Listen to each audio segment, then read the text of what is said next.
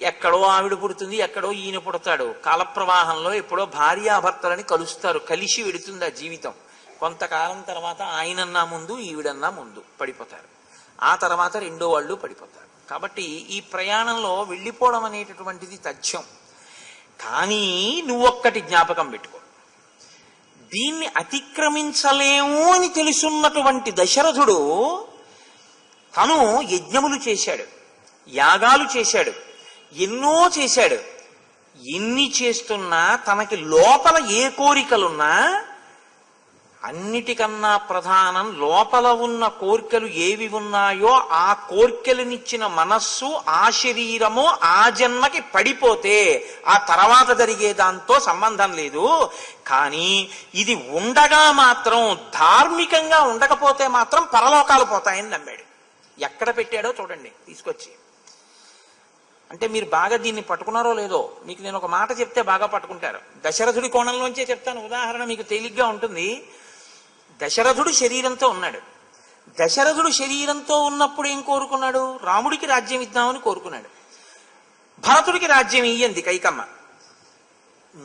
మొయ్యి అని ఖైదు చేసి రాముడికే రాజ్యం ఇప్పించగలడు తలుచుకుంటే. లేదా ఆ రాత్రి భార్య కుత్తుక కోసేసి విషాన్నం పెట్టి, నాకు తెలియదు భార్య చచ్చిపోయిందని చెప్పి రాముడికి పట్టాభిషేకం చేయగలడు. ఎందుకు చేయలేదు దశరథుడు? దీంతో అనుభవించేటటువంటి సుఖాలు కొంతకాలమే. ఇది పడిపోవడం సత్యం, ఇది ఉండదు. ఇది పడిపోయిన తర్వాత నీ జీవుడు మాత్రం పోడు, వాడు ఉంటాడు. ఎవడు సుఖ దుఃఖాలని దీన్ని అడ్డు పెట్టుకుని అనుభవిస్తున్నాడు. ఇది ఈశ్వరుడు ఎందుకు ఇచ్చాడో తెలుసా అండి? లోపలి జీవుడు పాపపుణ్య ఫలితములను అనుభవించడానికి ఒక ఉపకరణం ఉంటే తప్ప అనుభవించలేడు, అందుకిచ్చాడు. ఇప్పుడు ఏసీలో నేను కూర్చుంటే హాయిగా ఉంది, ఏది ఉంటే ఆ హాయి తెలుస్తుంది? ఇది ఉంటే కదండి తెలుస్తుంది, శరీరం ఉంటే కదా. కరెంటు పోయింది, ఏసీ ఆగిపోయింది, బాల్కనీలో కూర్చుంటే వడగాడ్పు కొట్టింది, దుఃఖంగా ఉంది, ఏది ఉంటే తెలిసింది? ఇది ఉంటే తెలిసింది. ఈశ్వరుడు దీన్ని సుఖ దుఃఖములు అనుభవించడానికి ఇచ్చినటువంటి పనిముట్టు. కాబట్టి దీనిలో ఉన్న జీవుడు ఏది కోరుకున్నా ఆ కోరికని తీర్చే ప్రయత్నం చేసి దానివల్ల సుఖం సత్యం అనుకుంటే పడిపోయిన తర్వాత తీర్పు చెప్పేవాడు ఉంటాడు. దాంతో నువ్వు ధర్మం చేయలేదుగా అంటాడు ఆయన. అని ఊర్ధ్వలోకాలు ఇవ్వడు, నరకంలోకి తోసేస్తాడు. అప్పుడు చాలా బాధగా ఉంటుంది. అందుకని నాన్నగారు ఏం చేశాడో తెలుసా? తెలివైన వాడు తన లోపల కోర్కెలు ఏమున్నా ఆ కోర్కెలు తీర్చుకునే ప్రయత్నం చేయలేదు, ధర్మం ఏదో అదే చేసే ప్రయత్నం చేశాడు. నాన్నగారు చేసిన గొప్ప పని అది. ఇది నాన్నగారు పట్టుకున్నారు, ఈ శరీరం ఉండదు అని తెలుసుకున్నాడు. అందుకని శరీరంతో ఉన్నప్పుడు ధర్మమే చేశాడు తప్ప తను లోపల కోరుకున్నది చేయలేదు.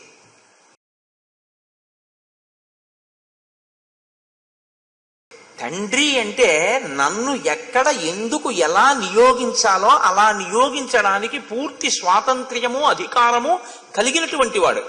అంతేకాని నీకు రాజ్యం ఇష్టం లేదు కాబట్టి నీకు రాజ్యం ఇవ్వడం నాన్న చేసిన తప్పని, నన్ను అరణ్యానికి పంపాడు కాబట్టి నన్ను అరణ్యానికి పంపడం నాన్న చేసిన తప్పని, మీ అమ్మ వరాలడిగి నీకు రాజ్యం ఇప్పించింది కాబట్టి అలా అడగడం మీ అమ్మ తప్పని, అమ్మా నాన్నల తప్పులు విచారణ చేయడానికి పిల్లలు కూర్చుంటే వాళ్ళ తప్పుల మీద పిల్లలు తీర్పు చెప్తే అప్పుడు వాళ్ళది కాదు పోయిన ధర్మం, మనది పోయిన ధర్మం. కాబట్టి నువ్వు ధర్మాన్ని కోరుకున్నవాడివైతే నువ్వు నన్ను రమ్మని అడగకూడదు, రాజ్యం నాకిస్తానని అడగకూడదు. నాన్నగారు ఏది చెప్పారో నువ్వు చెయ్యాలి, నాన్నగారు నన్ను ఏది చెయ్యమన్నారో అది నన్ను చేసుకోనివ్వాలి. అప్పుడు నువ్వు ధర్మంలో నిలబడిన వాడివి, నన్ను ధర్మం చేయనిచ్చిన వాడివి. అలా నన్ను నా ధర్మంలో నిలబెట్టి నీ ధర్మంలో నువ్వు నిలబెట్టిన నాడు నువ్వు సుపుత్రుడవు, నేను సుపుత్రుణ్ణి. నన్ను అలా మర్యాదగా బతకనిచ్చి పుత్రధర్మాన్ని నిలబెట్టుకోనిచ్చావు కాబట్టి నాకు నిజమైన తమ్ముడవు, నాకు శిష్యుడవు. తప్ప కేవలం ప్రేమ చేత నేను మీ శిష్యుణ్ణి, నేను మీ తమ్ముణ్ణి, మీరు రాజ్యానికి వచ్చేయండి అంటే నీకు సంతోషంగా ఉంటుందేమో, కానీ అది ధర్మమా? అలా చెయ్యొచ్చా మనం? అలా చేస్తే ఊర్ధ్వలోకాల్లో ఉన్న తండ్రి గారు సంతోషిస్తారా? ఇక్కడ మీ అమ్మకది గౌరవమా? నీకు ఇష్టం లేదు కాబట్టి మీ అమ్మని ఎందుకు నిందిస్తున్నావు? మీ అమ్మకి ఇష్టమైన పని నువ్వు చెయ్యాలని కోరుకో. ఇంతమంది ఇలా చెప్తే నేను వస్తాననుకుని వచ్చావు, కానీ ఇంతమంది చెప్పారని నేను చేసినా నాన్నగారు చెప్పిన పని చేసిన వాడిని అవుతానా, చెయ్యని వాడిని అవుతానా? ఆలోచించు. ఇది రాముడు అంటే. ఎంత జటిలంగా ఉంటాయో చూడండి. ఆ వాద ప్రతివాదాలు ఏదో తలలు పండిపోయిన న్యాయమూర్తులు ఎలా మాట్లాడతారో అలా ఉంటుంది. ఎప్పటికప్పుడు ఎవరు మాట్లాడింది వాళ్ళదే చాలా గొప్పగా ఉందనిపిస్తుంది. కాబట్టి ఇప్పుడు మనం ఎలా ఉండాలి అన్నదానికి ఒక ప్రమాణం ఉంది. ప్రమాణము అంటే సిద్ధాంతం. అది దాన్ని మనం ఆదర్శంగా స్వీకరించవలసి ఉంటుంది, గౌరవవాక్యంగా స్వీకరించవలసి ఉంటుంది. కాబట్టి మనం అది ఎవరి మాటని మనం ప్రమాణంగా తీసుకుని పాటించాలి, ఎవరి మాటని మనం ఆదర్శంగా తీసుకోవాలి. ఇంకా దాన్ని మనమేం విమర్శించక్కర్లేదు, మన బుద్ధి పెట్టక్కర్లేదు, మనమేం ఆలోచన చెయ్యక్కర్లేదు అన్న విషయాన్ని ఎవరి మాట విషయంలో మనం అలా పట్టించుకోవలసి ఉంటుంది. సచ ప్రమాణం ధర్మాత్మ రాజా లోక గురుస్తవ పిత్రా దత్తం యథాభాగం ఉపభోక్తం త్వమర్హసి. నీకు చెప్పడానికైనా అధికారం ఉన్నవాడు ఒక్కడే ఉన్నాడు. ఇలా చెయ్యి అంటే అది మనకి ఉపయుక్తమా ఉపయుక్తం కాదా అని మన వైపు నుంచి ఆలోచన చెయ్యడం కాకుండా, ఎవరు చెప్తే నువ్వు చేస్తే ధర్మం అవుతుందో, ఎవరు చెప్తే నేను చేస్తే ధర్మం అవుతుందో వాడు తండ్రి ఒక్కడే. తండ్రి చెప్పినదే ధర్మం. తండ్రి గారు ఏం చెయ్యమంటే అది చెయ్యడమే పుత్రుడి ధర్మం. తండ్రి గారు చెప్పింది నాకు ఇందుకు పనికిరాదండి అని చెప్పడం పుత్రధర్మం కాదు, తండ్రికి తెలుసని భావించడం పుత్రధర్మం. కాబట్టి ఇప్పుడు తండ్రి ఏం చేశాడు? నిన్ను రాజ్యమునందు నియుక్తుణ్ణి చేశాడు, నన్ను 14 సంవత్సరములు అరణ్యవాసం చెయ్యవలసిందని ఆదేశించాడు. ఇప్పుడు ధర్మం అన్న మాటకు అర్థం ఏమిటి? నేను అరణ్యవాసం చెయ్యడం, నువ్వు రాజ్యాన్ని పాలించడం. ఇప్పుడు మన ఇద్దరికి ప్రమాణం ఏమిటి? మీరు ఎలా చేశారు అని ఎవరైనా అడిగితే మనం ఏం చెప్పాలి? మా తండ్రి గారు చెప్పారు, మేము చేశామని చెప్పాలి తప్ప, ఇంతకు ముందెప్పుడో ఏదో జరిగింది, దాన్ని మా నాన్నగారు చేయలేదు, అందుకని మా నాన్నగారికి తప్పు, అందుకని మేము ఇలా మార్చేసుకుంటున్నామని మనం అనొచ్చా? అప్పుడు మంది తప్పు, నాన్నగారిది కాదు. అంటే మనకి పనికొచ్చేటట్టుగా మనకి ఏవి ఇష్టమో అవి ఆయన నోటి వెంట వస్తే ఆయన ధర్మాత్ముడు. మనకిష్టం లేకపోయినా ఇది పిల్లలు చేస్తే మంచిది అనుకుని తండ్రి చెప్పిన నాడు ఆయన ధర్మాత్ముడు. అప్పుడు ఆయన చేసిన పని మీద నువ్వు తీర్పు చెప్పావా, ఆయన చెప్పిన పని నువ్వు చేశావా? ఏమి మాట్లాడుతున్నావు నువ్వు? అలా అడగచ్చా? అలా చెయ్యొచ్చా? కాబట్టి తండ్రి గారు మన ఇద్దరికి ఏమి చెప్పారో అదే చేద్దాం, అది ధర్మం. అప్పుడు తండ్రి సంతోషిస్తాడు. విన్నాడు భరతుడు, ఏమంటాడు? కాబట్టి అన్నాడు, ఇప్పుడు అప్పటికి ఆ రోజు సభ పూర్తయింది, బాగా చీకటి పడిపోయింది. మరునాడు మళ్ళీ కూర్చున్నారు. వచ్చిన ప్రయోజనం ఇదని రాముడికి తెలుసు, వచ్చిన ప్రయోజనం ఇదని భరతుడికి తెలుసు, ఇన్ని లక్షల మందికి తెలుసు. మళ్ళీ ఇంతమంది కూర్చున్నారు. సాంత్వితా మామికా మాత దత్తం రాజ్యమిదం మమ తద్దదామి తవైవాహం భుంక్ష్వ రాజ్యం అకంటకం. మళ్ళీ మొదలుపెట్టాడు భరతుడు.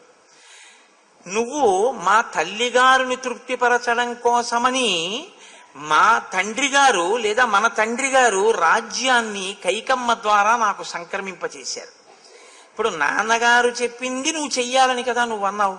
కాబట్టి నాన్నగారు చెప్పిన ప్రకారం రాజ్యం అమ్మ వలన నాకు వచ్చింది, నేను అడగలేదన్నయ్య. ఆ మాట మీరు పట్టుకోవాలి, ఎంత చెప్పినా అది వదలడు భరతుడు.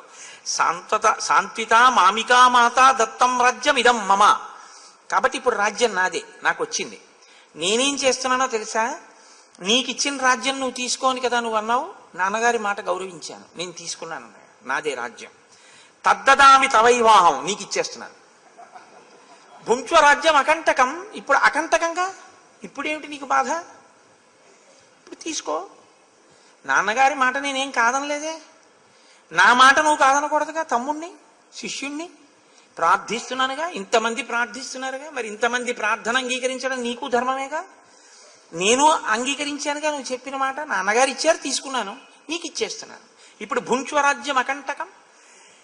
అలా కాదు, నువ్వే ఉంచుకో. అదేమిటి నాకెందుకు ఇచ్చేయడం? ఏదో నేను లేనివాడినో లేకపోతే పాపం ఏదో ఇవ్వకపోతే ఎలా బతుకుతాడులే అని ఇస్తున్నాను అనుకుంటున్నావేమో, అందుకు ఇవ్వట్లేదు. నేను ఇది పుచ్చుకుని ఆలోచించాను, ఇది నేను పుచ్చుకుని ఇప్పుడు రాజుగా కూర్చుంటాను అని ఆలోచన వచ్చింది. వస్తే నాకేమనిపించిందో తెలుసా? గతింకర ఇవాశ్వస్య తార్క్ష్యస్వేన పతత్రిణ అనుగంతుం నశక్తిర్మే గతిం తమ మహీపతే. ఒక గుర్రం ఒక గాడిద రెండు చూడ్డానికి ఒక్కలా ఉంటాయి, ఉన్నాయి కదా అని గతింకర ఇవాశ్వస్య, గుర్రం ఎలా పరిగెడుతుందో అలా గాడిద పరిగెడదాం అనుకుంది అనుకో, పరిగెడుతుందా? అది అందంగా ఉంటుందా? అసహ్యంగా ఉంటుంది. అలాగే తార్క్ష్యస్వేవ పతత్రిణ, పతత్రిణ అంటే పక్షి. పక్షి గరుత్మంతుడి వంక చూసి, గరుత్మంతుడు పక్షే, నేను పక్షే, గరుత్మంతుడు ఎలా ఎగురుతున్నాడో నేను అలా ఎగురుతానని ఒక పక్షి అనుకుందనుకో, ఎగరగలదా? ఆయనలా ఎగరబోయే ప్రయత్నం చేస్తే ఏమవుతుంది? కింద పడుతుంది. గాడిద గుర్రంలా పెరిగెత్తపోతే ఏమవుతుంది? అలా ఉన్నాననుకుని కింద పడుతుంది. పక్షి గరుత్మంతుడిని చూసి నేను పక్షిని ఎగిరితే ఏమవుతుంది? కింద పడుతుంది. నేను దశరథ మహారాజు గారి కొడుకునే, రాజ్యం నేనెందుకు తీసుకోకూడదని తీసుకుంటే ఇదిగో గాడిద కింద పడ్డట్టు పక్షి కింద పడ్డట్టు పడతాను, ఇది పరిపాలించడానికి నా సమర్థత చాలదు అని నాకు అర్థమైంది. నీకేదో లేదని నేను ఇవ్వట్లేదు, నువ్వు తప్ప పాలించేవాడు లేడు అని నిన్ను బ్రతిమాలుతున్నాను తీసుకోమని. ఇప్పుడేమి నీకు అభ్యంతరం? అమ్మో, ఎలా మాట్లాడుకుంటారండి! న్యాయస్థానాల్లో కూడా ఉండదు ఈ వాదన. అంత గొప్పగా మాట్లాడతాడు భరతుడు. అంటూ అన్నాడు, ఎప్పుడూ కూడా అన్నయ్య, ప్రపంచంలో పుట్టుక చేత కొంతమందికి కొన్ని లక్షణాలు ఉంటాయి. కొందరు పుట్టుక చేత ఉత్తములై ఉంటారు, కొందరు పుట్టుక చేత మధ్యములై ఉంటారు, కొందరు పుట్టుక చేత అంతకన్నా కింది స్థాయిలో ఉంటారు. దాన్ని ఏమి చేసి కూడా నువ్వు మార్చేయడం అన్నది కుదరదు, అది సంభవం అయ్యేటటువంటి విషయం కాదు. ఎందుచేత అంటే ఒక ఉత్తముడైనటువంటి వాడు ఉన్నాడు అనుకోండి, ఆయన ప్రజ్ఞ వేరు, ఆయన ప్రజ్ఞా విశేషం వేరు. ఆయన ప్రజ్ఞా విశేషం నీకు రావాలి అంటే నువ్వు ఆయనలా నిర్ణయం చేయడం, నువ్వు ఆయనలా ఆ కార్యక్రమాన్ని చెయ్యగలిగినటువంటి దక్షత నీకు ఎప్పుడూ రాదు. ఎందుకంటే ప్రచోదయాత్, ఆయన బుద్ధి యందు గాయత్రికి ఉన్నటువంటి అనుగ్రహం అటువంటిది, అందుకని ఆయన వాక్కుకున్న సమర్థత అటువంటిది.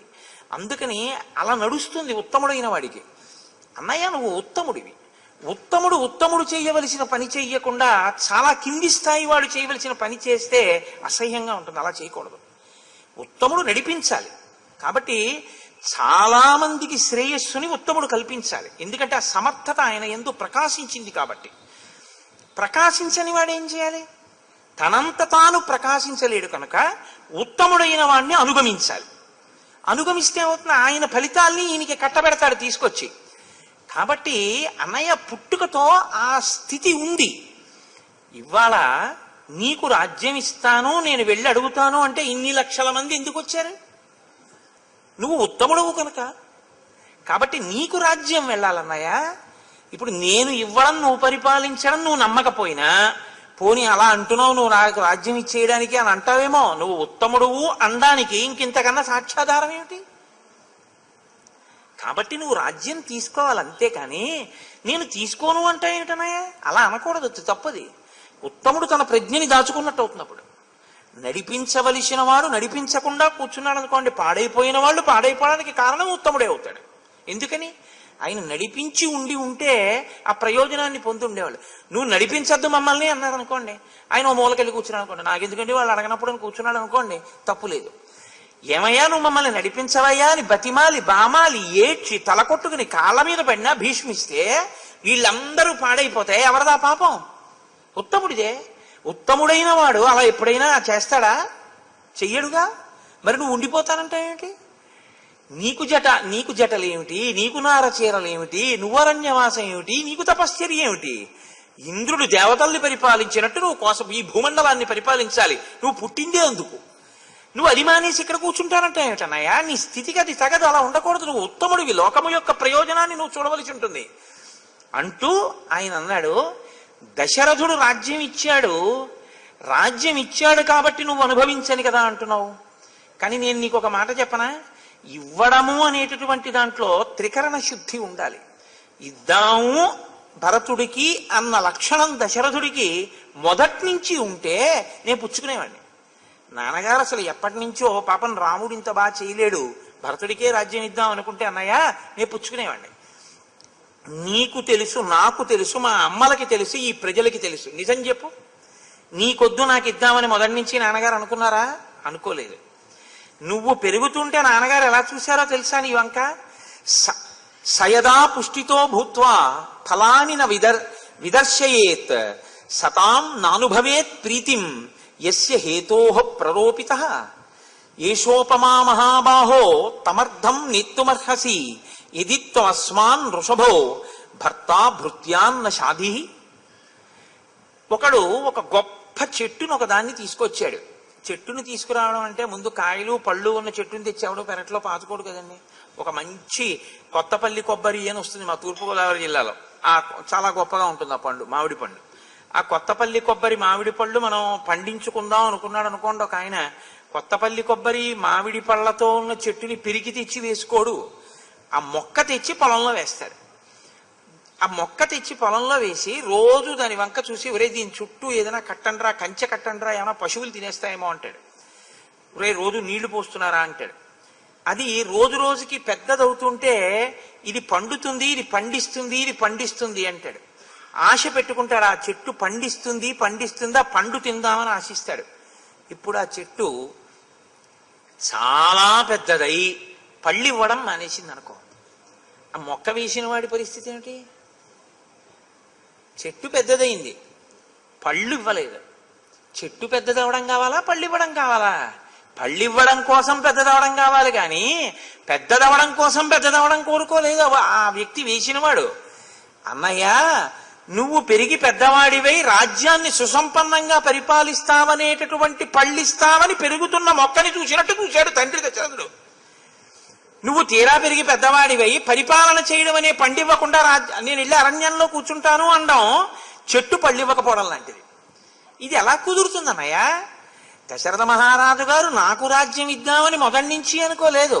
నిన్ను పెరుగుతుంటే రోజు చూసి ఈ రాముడే యువరాజు అవుతాడు, ఈ రాముడు రాజారాముడు అవుతాడు, ఈ రాముడు నా తర్వాత పరిపాలన చేస్తాడు, ఈ లోకమంతా ఎంత సుఖిస్తుందో అని ఎదురు చూశాడు.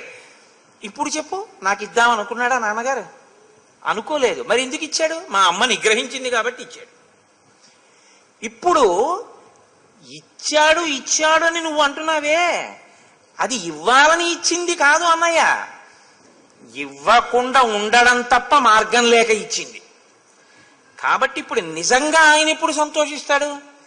ఇవ్వకుండా ఉండడం తప్ప మార్గం లేని రీతిలో ఆయనని బలవంతం చేసి ఏ తల్లి నాకు ఈ రాజ్యాన్ని ఇప్పించిందో ఆ తల్లే వచ్చింది. కాబట్టి దాన్ని నేను నీకు ఇచ్చేస్తే ఇప్పుడు నువ్వు పుచ్చుకుని పరిపాలిస్తే ఆయన ఇక్కడ లేకపోయినా ఎక్కడో ఉన్నా అమ్మయ్యా నా రాముడు రాజయ్యాడని సంతోషిస్తాడు, వీళ్ళందరూ సంతోషిస్తారు.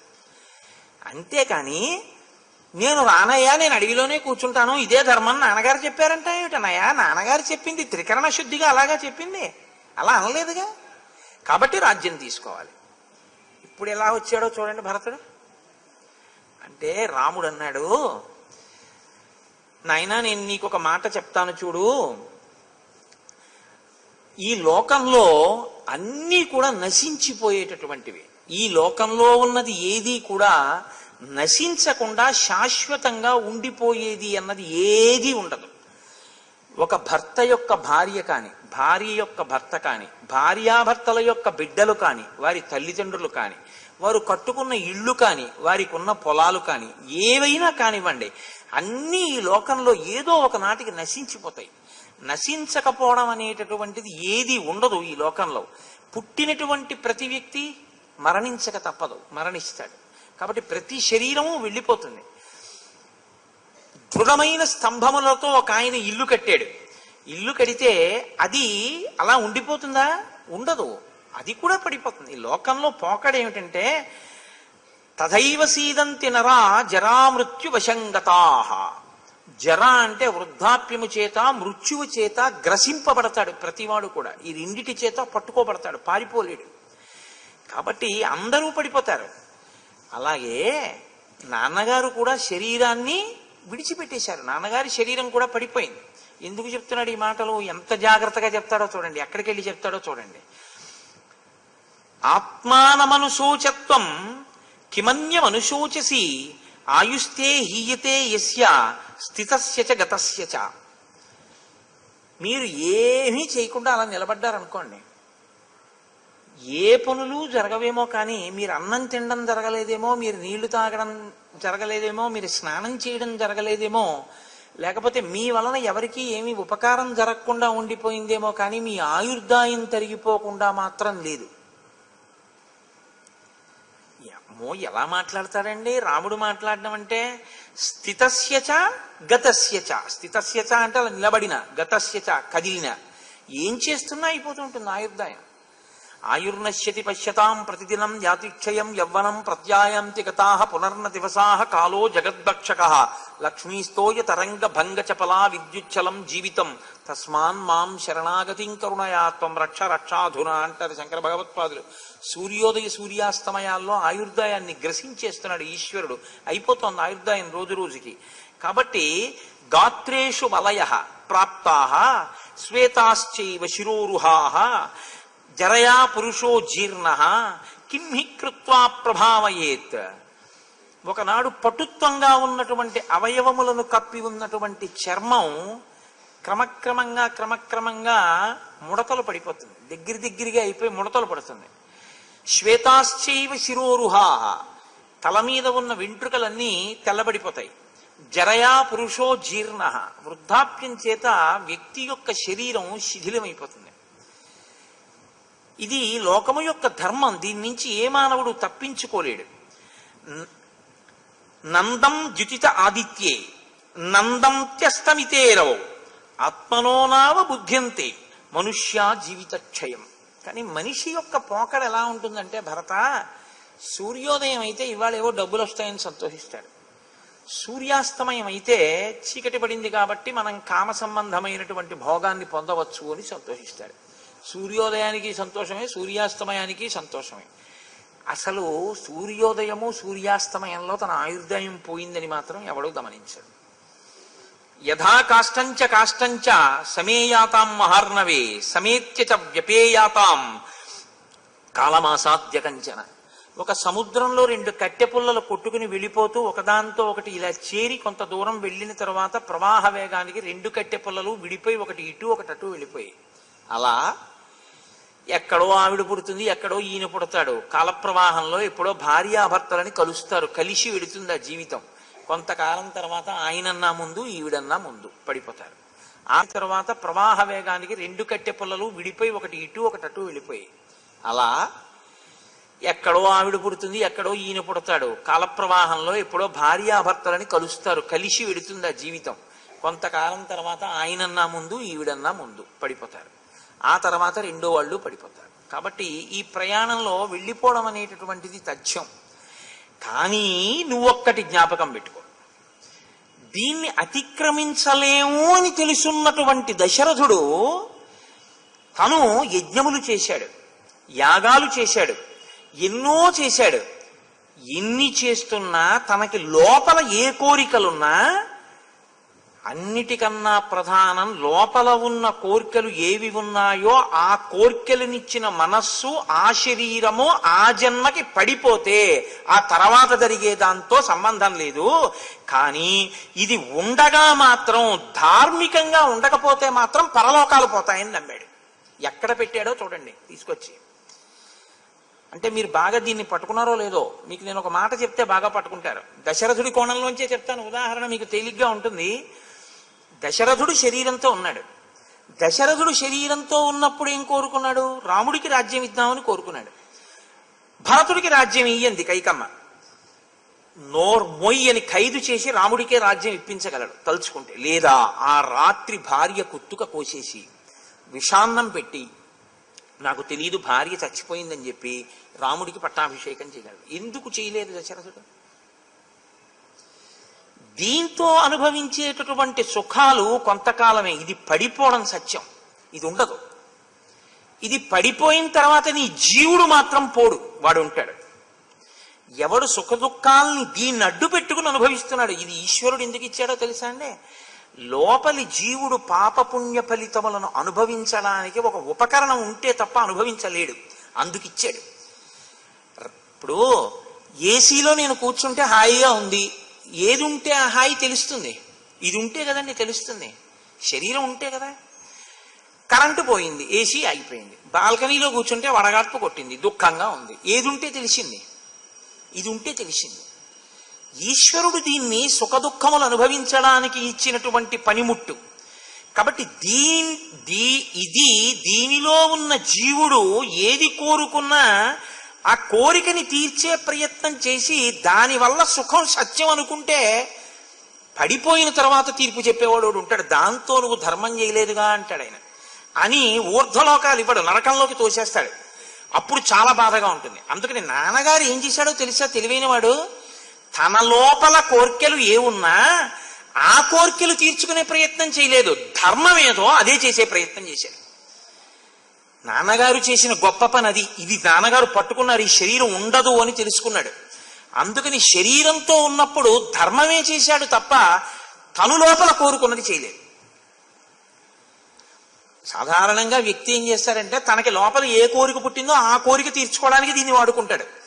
దశరథుడు ఏం చేశాడంటే ఏదో రకంగా కోరిక తీర్చుకుంటే ఆ సుఖాన్ని అనుభవించడానికి ఈ శరీరం ఉండదు. లోపల జీవుడు ఎక్కువ కాలం వేదన పొందుతాడు పైన. కాబట్టి లోపల నా కోరిక ఎలా ఉన్నా ధర్మం ఏదో నేను అదే చేస్తానని మీ అమ్మ వరం అడిగితే ఇచ్చేశాడు. అందుకే సత్యంలో నిలబడ్డాడు కాబట్టి ఊర్ధ్వలోకాలకు వెళ్ళిపోయాడు. మరి నాన్నగారు శరీరంతో ఉండి అంత ధర్మం పాటించారు. సజీర్ణం మానుషం దేహం పరిత్యజ్య పితాహిన దైవీం బుద్ధిమనుప్రాప్తో బ్రహ్మలోక విహారిణీం. అంత ధర్మాన్ని పట్టుకున్నాడు. అందుకే 2 వరాలు అడిగితే తను ఏదైనా చేసి రాజ్యం ఇవ్వగలిగిన వాడు. నేను చెయ్యడం కాదు, నేనేం చేస్తున్నానో చూసేవాడు ఉన్నాడని కంటికి కనపడని వాడికి లొంగాడు. లొంగి తనకిష్టం లేకపోయినా సత్యధర్మములకు కట్టుబడి రాజ్యాన్ని నీకు వనవాసమును నాకు ఇచ్చి తను శరీరాన్ని విడిచిపెట్టి ఏడుస్తూ వదిలిపెట్టేసి బ్రహ్మలోకానికి వెళ్ళిపోయాడు. ఈ శరీరంతో ఉన్నది ధర్మం చేయడానికే అని నాన్నగారు నమ్మాడు కాబట్టి బ్రహ్మలోకానికి వెళ్ళాడు. నాన్నగారు అలా చేసినవాడు అని తెలుసుండి నాన్నగారు ఏది చెప్పారో ఆ ధర్మం మనం చెయ్యాలి, ఈ శరీరంతో అన్నది మనం గుర్తిరిగితే నాన్నగారు లోపల కోరుకున్నది చెయ్యాలి కదా అని చేస్తావా? నాన్నగారు చెప్పింది చేస్తావా ధర్మం? లోపలేదో నాన్నగారు కోరుకున్నారు, చెట్టేశారు, పళ్ళు అడిగారు, నీకు ఇద్దామనుకున్నారు, తర్వాత నాకు ఇచ్చారంటావా? నాన్నగారు ఎలా సత్యధర్మములు పట్టుకున్నారో మనం కూడా అలా పట్టుకోవాలంటావా? అంతేగాని నాకు ఇవ్వలేదన్నాయా, నాకు ఇచ్చింది నీకు ఇస్తానన్నాయా అంటే నువ్వెవరు ఇవ్వడానికి? నాన్నగారు నీకు ఇచ్చింది నువ్వు తీసుకోవాలి.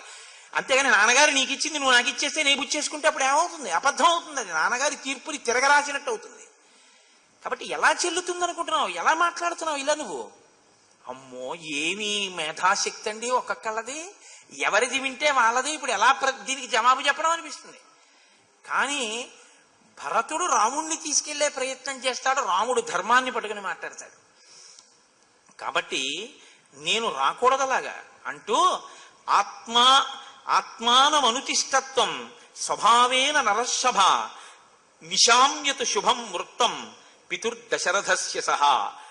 నువ్వు బాగా గుర్తుపెట్టుకో, ఏ విధంగా దశరథ మహారాజు గారు ధార్మికమైన ప్రవర్తనతో ఉండి అభ్యున్నతిని పొంది బ్రహ్మలోకాన్ని పొందారో మనం కూడా తండ్రి కొడుకులుగా అలాగే ధర్మాన్ని పట్టుకోవాలి. అలాగే ధర్మాన్ని పట్టుకోవాలి అంటే నాన్నగారు ఏం చెప్పారో అది చెయ్యడమే పుత్రధర్మం. నాన్నగారు నన్ను వనవాసం చేయమన్నారు, నిన్ను రాజ్యాన్ని పరిపాలించమన్నారు, కాబట్టి నువ్వు రాజ్యాన్ని పరిపాలించు, నేను వనవాసం చేస్తాను, అంతే ధర్మం. తప్ప నువ్వు నన్ను రమ్మనకూడదు, నేను రాకూడదు. అయిపోయింది అక్కడికి. ఆ వాదన అక్కడతో అలా పూర్తయిపోయింది. ఇప్పుడు మళ్ళీ భరతుడు ఇంకొక వాదన తీసుకున్నాడు. తీసుకుని ఆయన అన్నాడు, అన్నయ్య ప్రోషితే మయ్యత్ పాపం మాత్రా మత్కారణాత్కృతం క్షుద్రయా తదవిష్టం మే ప్రసీదతు భవాన్మమ ధర్మబంధేన బద్ధోస్మి తేనే మాం నేహమాతరం హన్మి తీవ్రేణ దండేన దండార్హాం పాపకారిణి. రాజ్యాన్ని దశరథ మహారాజు గారు నాకు ఇచ్చారు అన్న మాట పరమసత్యమే అన్నయ్య. నాన్నగారు తనంత తానిచ్చారా, లేకపోతే నాన్నగారు నాకు రాజ్యం ఇవ్వడంలో మధ్యలో ఎవరైనా ఉన్నారా? ఉన్నారు. ఎవరున్నారు? ఒక పాపచారిణి ఉంది, పాపం చేసిన ఆవిడ ఉంది. ఎందుకు పాపచారిణి అని అంటున్నానో తెలుసా? ఇచ్చేవాడు ఇద్దామనుకున్నా పుచ్చుకునేవాడికి పుచ్చుకుందామన్న కోరిక ఉండాలా, అప్పుడేగా ఇవ్వడం పుచ్చుకోవడం పూర్తవుతుంది. మీరు నాకు 100 రూపాయలు ఇద్దాం అనుకున్నారండి, నేను పుచ్చుకుంటే కదా మీరు ఇవ్వడానికి. నేను పుచ్చుకోనంటే మీరు ఎలా పుచ్చుకుంటారు? నేను పుచ్చుకుంటానో పుచ్చుకోనో తెలియకుండా నేను ఇస్తాను లేండని పుచ్చుకున్నారు అనుకోండి ఇంకో ఆయన, ఇప్పుడు ఆయన పాపం చేసినవాడా కాదా? ఇప్పుడు నేను వద్దన్నాను అనుకోండి, ఆయనకని ఇచ్చేసాను నేను ఎలా తీసుకుంటానన్నారు అనుకోండి, ఇప్పుడు మధ్యలో తీసుకున్న 100 రూపాయలు ఏమవుతుంది? దానికి ఎవడు బాధ్యత? నేను ఎప్పుడన్నా రాజ్యం అడిగానా? నీకు రాజ్యం ఇవ్వద్దని నాన్నగారితో చెప్పానా? రాజ్యం కావాలి అన్నట్టుగా సూచనప్రాయంగా నేను ఎప్పుడన్నా ప్రవర్తించానా? నన్ను అడగకుండా మా అమ్మ ఎందుకు అడిగింది రాజ్యం? మా అమ్మ అడిగిందని దశరథుడు ఇచ్చేయడం ఏమిటి? అప్పుడు అసలు నా మనసు ఎరగకుండా నేను పుచ్చుకుంటానో పుచ్చుకోనో తెలియకుండా ఇచ్చింది నాకు ఇవ్వడం ఎలా అయిందనయా? నాకు ఇచ్చింది నువ్వు తీసుకొని నువ్వు పరిపాలించటం ఏంటి? నేను అసలు అడగలేదుగా. ఈవిడ ఏం చేసింది?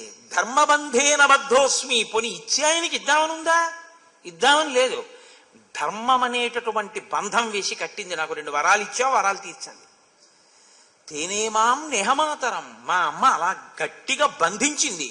హన్మి తీవ్రేణ దండేన దండార్హం పాపకారిణీం. అలాంటి తప్పు పని చేసిన మా అమ్మ శిక్షార్హురాలు.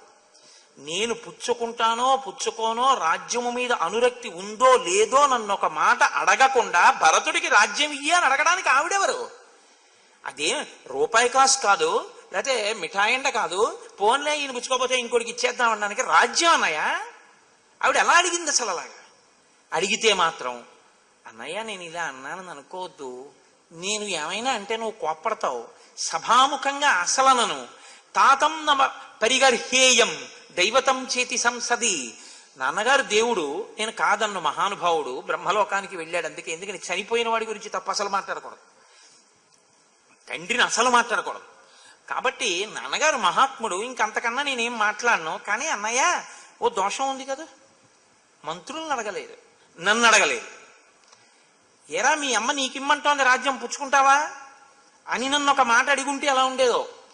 ఏమయ్యా ఈవిడ రాజ్యం భరతుడికి ఇచ్చేయమంటోంది, నేను అలా ఇవ్వచ్చా అని మంత్రులను అడిగుంటే ఎలా ఉండేదో, సభను అడిగితే ఎలా ఉండేదో. అసలు ఆయన్ని అడగండి అని ఎవరైనా అందురేమో, నాకు వద్దని నేను అప్పుడే చెప్తునేమో.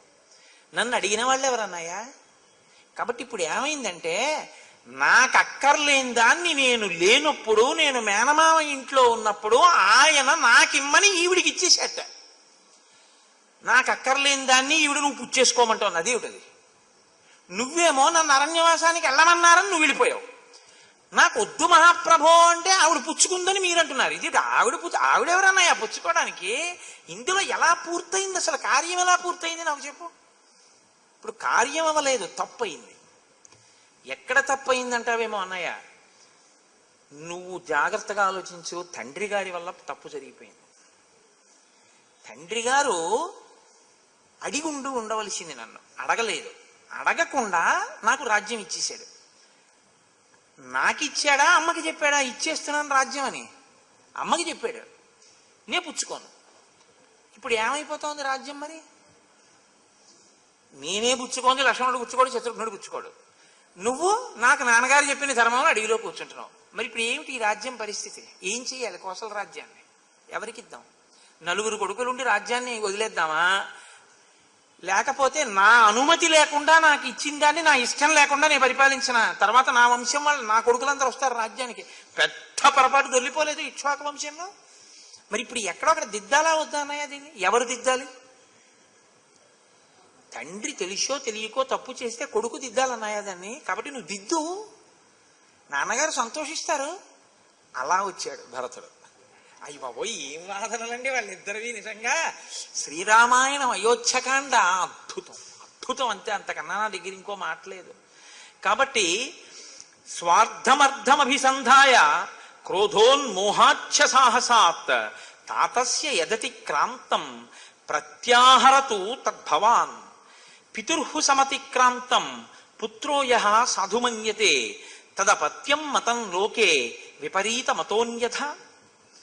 తండ్రి తప్పుని దిద్దడానికి అర్హత ఉన్నవాడు కొడుకొక్కడే. తండ్రికి ఆ గౌరవం తేవాలి కాబట్టి పొరపాటు చేస్తే కొడుకు దిద్ది ఇచ్చుదాన్ని. కాబట్టి అన్నయ్య ఇప్పుడు కొడుకులం కాబట్టి మనం దిద్దేద్దాం. దిద్దడం అన్నది ఎక్కడ మొదలవ్వాలో తెలుసా? జ్యేష్ఠుడివి నీ దగ్గరే మొదలవ్వాలి. నువ్వు రావాలి రాజ్యానికి. అసలు నేను ఎప్పుడు పుచ్చుకోలేదుగా. మా అమ్మ ఇచ్చినా ఓసారి నేను పుచ్చుకుంటే నాకు వద్దన్నే మొదటి నుంచి గొడవ పెడుతున్నాను. పుచ్చుకోవలసిన వాడు పుచ్చుకోకపోవడం దగ్గర తప్పలా ఉండిపోతుంది. నువ్వు పుచ్చేసుకుంటే తప్పు దిద్దుకుంటుంది. అందుకని అన్నయ్య నువ్వు తప్పు దిద్దేవాళ్ళు లేరు, అందుకని లేకపోతే ఇది ఇలా ఉండిపోతుంది, కాబట్టి నువ్వు వచ్చి తప్పు దిద్దన్నయ్యా అన్న. అంటే ఇప్పుడు రాముడు మరి దిద్దుతాననాలా దిద్దననాలా? అన్నీ నేను చెప్పడం ఎందుకంటే మీరు చెప్పండి ఏమనాలి రాముడు? ఇప్పుడు నేను ఇవి చెయ్యనని కానీ చేస్తానని కానీ చెప్పడానికి రాముడికి ప్రమాణం ఏమిటి? అమ్మో, ఒకడిని మించి ఒకరు మాట్లాడతారు. అందుకే దేవతలు 33 కోట్ల మంది దేవతలు, మహర్షులు, ఋషులు అందరూ ఆకాశంలో నిలబడ్డారు. ఇంత గొప్ప చర్చ ఇప్పటి వరకు జరగలేదు లోకంలో. ఇంత సుసంపన్నమైన ఇంత విశాల రాజ్యాన్ని నిష్కంటకంగా వస్తే ఒక ఆయనేమో నాకొద్దు నువ్వు ఊచుకో అని తమ్ముడు, నీ బుచ్చుకోని నాన్నగారు చెప్పారు అడవిలో ఉంటాను నువ్వే తీసుకోని అన్నయ్య, రాజ్యం వద్దని దెబ్బలాడుకున్న వాళ్ళని, నాన్నగారి గౌరవం కోసం దెబ్బలాడుకున్న వాళ్ళని వీళ్ళనే చూస్తున్నాం కొడుకుల్ని. ఇలాంటి దెబ్బలాట వినడం అన్నది ఎప్పుడైనా సంభవిస్తుందా అని అందరూ పనులు మానేసి పైకి వచ్చి నించున్నారట. ఇంతమంది పైన ఇన్ని లక్షల మంది ఎదురుగుండా వీళ్ళిద్దరూ చర్చ. వశిష్ఠుడు చూస్తున్నాడు, ఏం మాట్లాడు, పెద్ద ఆయనే ఎప్పుడు అవసరం వచ్చినప్పుడు జోక్యం చేసుకుంటాడు ఆయన. కాబట్టి ఇప్పుడు రాముడు అన్నాడు, చిన్నవాడివి నీకేం తెలుసు, నీకు తెలియదు. ఆయన సుమంత్రుడి ద్వారా తెలుసుకున్నాడు. పురా భ్రాతః పితానః స మాతరం తే సముద్వహన్ మాతామహే సమాశ్రౌషీత్ రాజ్య శుల్కమనుత్తమం దైవాసురే చ సంగ్రామే జనన్యై తవ పార్థివః సంప్రహృష్టౌ దదౌ రాజా వరమారాధిత ప్రభు.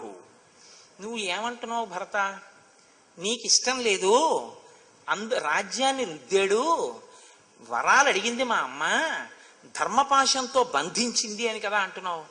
అసలు మీ అమ్మ దోషం ఏమీ లేదని, మీ అమ్మ వరాలు అడగడం వల్ల నీకు రాజ్యం లేదని నేను నిరూపిస్తాను. మన నాన్నగారు యవ్వనంలో ఉన్నప్పుడు మీ తాతగారి దగ్గరికి వెళ్ళాడు, కేకయ్యరాజు దగ్గరికి వెళ్ళి కైకమ్మని వివాహం చేసుకుంటానని అడిగాడు. నువ్వో కొన్ని వేల సంవత్సరాల వయసున్న వృద్ధుడివి, నా కూతురో అనేక కళలు నేర్చిన యవ్వనవతి. ఇంత యవ్వనంలో ఉన్న పిల్లని ఇంత వృద్ధుడివి నీకు ఎలా ఇస్తాను? ఒక్క ఒట్టేస్తే ఇస్తానన్నాడు. ఏమిటన్నాడు దశరథుడు? ఈ అమ్మాయికి పుట్టే కొడుక్కి రాజ్యం ఇస్తావా అన్నాడు. ఇస్తానన్నాడు. ఎందుకన్నాడు? కౌశల్యకి సుమిత్రకి ఎలాగో కొడుకులు లేరు కదా అని ఇస్తా అన్నాడు. నీకివ్వలేదు, మీ అమ్మ కడుపున పుట్టే ఎవరికైనా రాజ్యం వచ్చేది.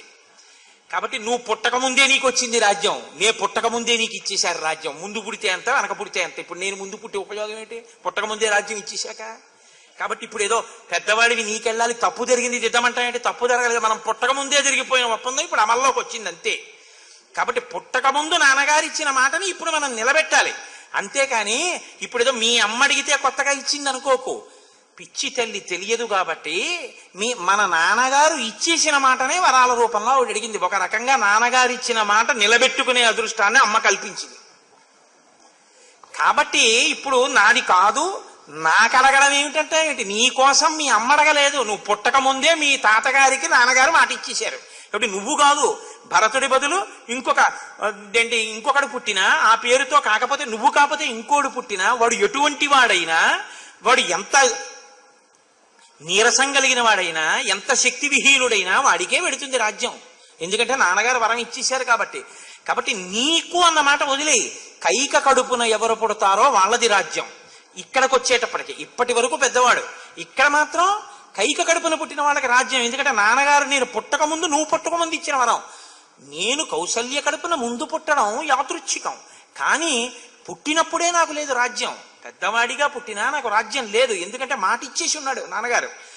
కాబట్టి ఇప్పుడు నాకిష్టం లేనిది అమ్మ పుచ్చుకుంది, నాకు ఇష్టం లేకుండా అమ్మ పుచ్చుకుంది, కాబట్టి అసలు నాన్నగారు తప్పు చేసినట్టయింది. దాన్ని దిద్దమని నువ్వు అంటావేంటి? దిద్దడానికి నేనేవాడు, పుచ్చుకోనడానికి నువ్వేవాడు.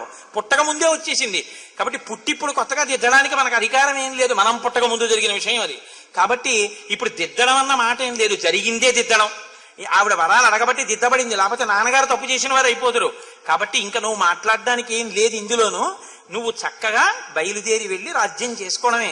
నీకు ఇంకొక మాట చెప్పనా? తండ్రి అనేక మంది కొడుకులు పుట్టాలని కోరుకుంటాడు, చాలా గుణవంతులు కలగాలి అనేక మంది అని కోరుకుంటాడు. ఎందుకు కోరుకుంటాడో తెలుసా? ఒక్క కారణానికి కోరుకుంటాడు. పుత్రుడు అని ఎవరిని పిలుస్తారంటే, కడుపున పుట్టిన అందరినీ పుత్రులని పిలవరు, ఇంతమంది పుత్రులు ఆయనకున్నారు అని పిలవరు. పుత్రుడు అన్న మాట సార్థకత ఎప్పుడు చెందుతుందో తెలుసా అండి? ఇంతమంది పుత్రులు ఆయనకున్నారన్న మాట ఎప్పుడు అనాలంటే ఆయన చనిపోయిన తర్వాత అనాలి. ఎందుకో తెలుసా? రాముడు చూపిస్తున్నాడు ప్రమాణాన్ని. పున్నాంనో నరకాద్యాస్మాత్ పితరం త్రయతే సుతః తస్మాత్ పుత్ర ఇతి ప్రోక్తః పితॄన్ యతి పాతి వా సుతః ఏష్టవ్యా బహవః పుత్ర గుణవంతో బహుశ్రుతాః తేషాం వై సమవేతానాం అపి కశ్చిత్ గయాం వ్రజేత్. కడుపున పుట్టినటువంటి వాళ్ళు కొడుకులు. నాన్నగారి శరీరం పడిపోయిన తరువాత వెళ్ళి తల్లిదండ్రుల్ని ఉద్ధరించడం కోసమని గయా శ్రాద్ధం ఎవడు పెట్టాడో, గయలో శ్రాద్ధం ఎవడు పెట్టాడో వాడొక్కడే పుత్రుడు. ఉద్ధరించాడు కాబట్టి. ఈ మాట నేను చెప్పట్లేదు భరత. గయాపట్టణంలో గయాసురుడు యజ్ఞం చేసినప్పుడు చెప్పాడు ఈ మాట. వాడినే పుత్రుడిని పిలుస్తారు అని చెప్పాడు. కాబట్టి ఉద్ధరించిన వాడు పుత్రుడయా. ఉద్ధరించడం అంటే ఏంటి? నాన్నగారు చెప్పిన మాట ఏదుందో దాన్ని సత్యం చేయడం. అది సత్యం ఎప్పుడవుతుంది? నాన్నగారన్న మాట మనం పాటిస్తే సత్యం అవుతుంది. నాన్నగారన్న మాట పాటించకపోతే సత్యం ఎందుకు అవుతుంది? ఆయన చెప్పింది అసత్యం అవుతుంది. ఆయన చెప్పింది అసత్యం అయితే ఆయనకి ఫలితం పెడుతుంది. అటువంటి కొడుకుల్ని అన్నావు కాబట్టి పదానికి ఈడ్చుకోపోతారు నరకంలోకి. అందుక నువ్వు నేను పుట్టింది. ఆయన్ని బ్రహ్మలోకంలోకి పంపించాలి మనం. కాబట్టి అరణ్యవాసం నాది, రాజ్యం నీది. కాబట్టి నువ్వు వెళ్ళి రాజ్యం చెయ్యి అంటూ ఆయన అన్నాడు, త్వం రాజా భరత భవ స్వయం నరాణాం వన్యానామహమపి రాజరాణ్ మృగాణాం. నీవు నగరములో ఉండేటటువంటి, రాజ్యంలో ఉండేటటువంటి ప్రజలందరికీ నువ్వు రాజువి. వనములలో ఉండేటటువంటి మృగములకు నేను రాజుని. ఇది బాగా జ్ఞాపకం పెట్టుకోండి మీరు. ఈ వాక్యాన్ని రాముడు ఏదైనా అంటే ఉత్తినే పోదు. వనములలో ఉండేటటువంటి మృగములకు నేను రాజు, రాజ్యంలో ఉన్న నరులకు నువ్వు రాజు ఇక నుంచి అన్నాడు. ఇది ఎందుకన్నాడో, మృగములకు రాజుగా తాను ఏం చేస్తాడో మీకు ఎదర కనపడుతుంది. అనవసరంగా రాముడి నోటి వెంట ఏ మాట రాదు. ఆయన అన్నాడు అంటే ఏదో ఉంది అందులో. అవతార ప్రయోజనమే ఉంది ఆ మాటలో. చాలా పెద్ద మాట ఆ మాట. ఎందుకన్నాడు అన్నది ఇక్కడ బయలుదేరినటువంటి మాట కిష్కింధకాండలో మళ్ళీ ఇది పైకి వస్తుంది. ఈ మాట కిష్కింధకాండలో పైకి వచ్చినప్పుడు మీకు నేను చెప్తాను. అయోధ్యకాండలోది ఎందుకు వచ్చిందో, ఎందుకు మృగముల పట్ల రాజుగా ప్రవర్తించి ధర్మాన్ని నిలబెట్టాడో మీకు అక్కడ నేను చూపిస్తాను. ఏమంటాడు పాపం భరతుడు? ఆయన అన్నాడు, శత్రుఘ్నుడు నీకు తోడుగా ఉంటాడు, లక్ష్మణుడు నాకు తోడుగా ఉంటాడు. మేమిద్దరం అరణ్యవాసంలో ఉంటాం, మీరిద్దరూ రాజ్యపాలనలో ఉండండి. నాన్నగారు పరమ సంతోషాన్ని పొందుతారు. అది బిడ్డలుగా మన ధర్మం. కాబట్టి నువ్వు అలా పరిపాలన చెయ్యి. ఇప్పుడు భరతుడికి ఇంకా నోట మాట రాలేదు. ఇన్ని రకాలుగా వాదిస్తాడండి పాపం. ఏది వాదించినా దానికన్నా గొప్పగా వాదిస్తున్నాడు రాముడు. ఊరుకున్నాడు. జాబాలి అన్న మంత్రి లేచాడు. అంటే ఒకసారి మంత్రుల వంక చూశాడు. నేనే మాట్లాడడమా, మీరు ఎందుకు వచ్చినట్టు, మీరెవరూ మాట్లాడరా అని. జాబాలి అన్న మంత్రి లేచన్నాడు, కహ కస్య పురుషో బంధు కిమాప్యం కస్య కేనచిత్ ఇదేకో జాయతే జంతు ఏక ఏవ వినశ్యతి. ఏమిటయా రామా, నేను దశరథుడు కొడుకునంటావు, దశరథుడు చెప్పిన మాట వినాలంటావు, అది ధర్మం అంటావు, ఆ ధర్మం పట్టుకుంటే ఏమిటో ఊర్ధ్వలోకాలు వస్తాయంటావు, నాన్నగారు ఆ ధర్మంలో నిలబడితే బ్రహ్మలోకం వస్తుందంటావు. ఏమిటి మాటలన్నీ? పుట్టేవాడు ఎవడైనా ఒక్కడే పుడతాడు. వాడికి తోడెవ్వరు ఉండరు. పుట్టినప్పుడు చచ్చిపోయేటప్పుడు ఒక్కడే వెళ్ళిపోతాడు. ఇక తల్లి తండ్రి అంటావా? ఒకనాటి రాత్రి తండ్రికి కామం కలిగింది. తన తేజస్సుని తన భార్య యందు నిశ్చయించాడు. శుక్రశోణితములు కలిశాయి. ఒక పిల్లవాడు పుట్టాడు. దానికి ఏదో పెద్ద మా నాన్నగారు మా అమ్మగారు అంతంత పెద్ద పెద్ద మాటలు మాట్లాడకు. ఎవరి త్రోవ వాళ్ళకు. మీ నాన్నకి కామం కలిగింది, మీ అమ్మ యందు తన వీర్యాన్ని నిక్షేపించాడు, నువ్వు పుట్టావు. ఏడి మీ నాన్న వెళ్ళిపోయాడు, మీ అమ్మ వెళ్ళిపోతుంది. ఎవడి త్రోవ వాడు. సుసంపన్నమైన రాజ్యం వస్తే హాయిగా ఏలుకుని భోగం అనుభవించక ఏమిటి పిచ్చి? ఎవడు చెప్పాడు? ఇప్పుడు మా నాన్నగారు ఏమిటి, మా అమ్మగారు ఏమిటి, ధర్మం ఏమిటి, సత్యం ఏమిటి, ఏమిటి పిచ్చి మాటలన్నీ ఎందుకు వచ్చింది? ఇవన్నీ చూడొచ్చావా? దశరథుడు బ్రహ్మలోకంలోకి వెళ్ళాడో లేదో, ఆయన్ని నువ్వు సత్యంలో నిలబెట్టేసి అరణ్యంలో ఉండిపోతే ఆయనకి పుణ్యం వచ్చిందో లేదో నువ్వు చూడొచ్చావా? బాగా నచ్చుతుంది మనకి ఈ వాదన. మనకంటే మీ వంటి ప్రాజ్ఞులకు కాదు, నా వంటి అల్పుడికి. కాబట్టి అని ఆయన అన్నాడు, నతే కశ్చిత్ దశరథ త్వంచ తస్య నకశ్చన అన్యో రాజా త్వమన్యస్స తస్మాత్ కురు యదుచ్యతే. కాబట్టి నేను నీకో మాట చెప్తున్నాను చూడు.